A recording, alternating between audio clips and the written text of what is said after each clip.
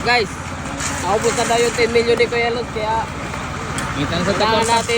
kailangan natin magpabagsak na naman ng kalaban. O pangabang kayo. Mind conditioning ng taga-kabilang Bakod Bistado, kawawang Sultan talo sa laban at Casimero naubos ang pera kaya balik laban. So una sa mga balitang boxing na kanina ay naglabas si SD ng video sa sparring ni QA versus Akitsuji dahil sa dalawang rason. Una, kung sakaling matalo si Sultan ay may alibay ito dahil kunwari malakas ang Japanese boxer na kinayang ma-outbox si Casimero, na ang totoo ay nilalaro-laro lang ni Alas. Second, kung mananalo man si Sultan ay ipagmamayabang nila ang di umano talo ni Casimero at yung resulta ng sparring with Akitsuji. Pero alam ba ninyo ang hindi sinasabi ni Silver Voice na kinuha ang Japanese boxer dahil may laban rin kontra Diuhi Olwon sa featherweight while si Cuadro Alas ay sa bantamweight lalaban versus Regendo. Meanwhile na muli na namang nabigo ang bata ni MP President Dib Bonds na si One Punch Jonas Sultan kontra Akitsuji via unanimous decision. Kapansin-pansin ang pagbagal ni Sultan sa buong round, siguro dala ito ng matagal na nabakante sa itaas ng lona. Medyo masyadong flat-footed at walang lateral movements ang ating kababayan.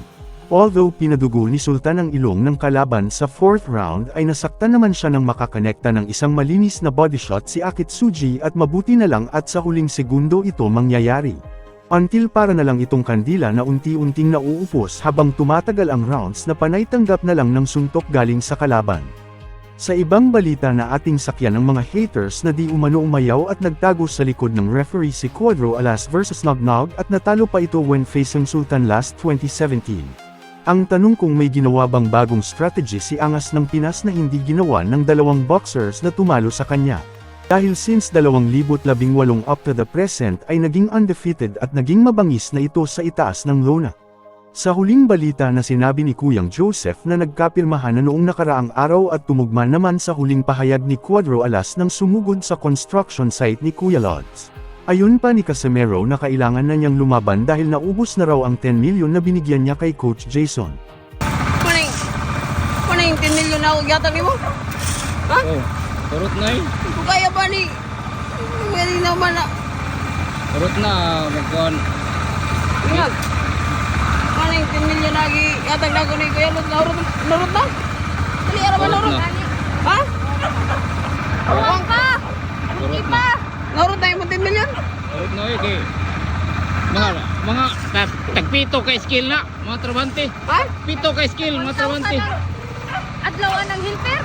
Helper lang 1,000? Okay, kana kayong helper lang, pito ka skill. Ang kurban, labay, Kaya, No. may isnag na na sila, may isnag na ba? Ako ka na.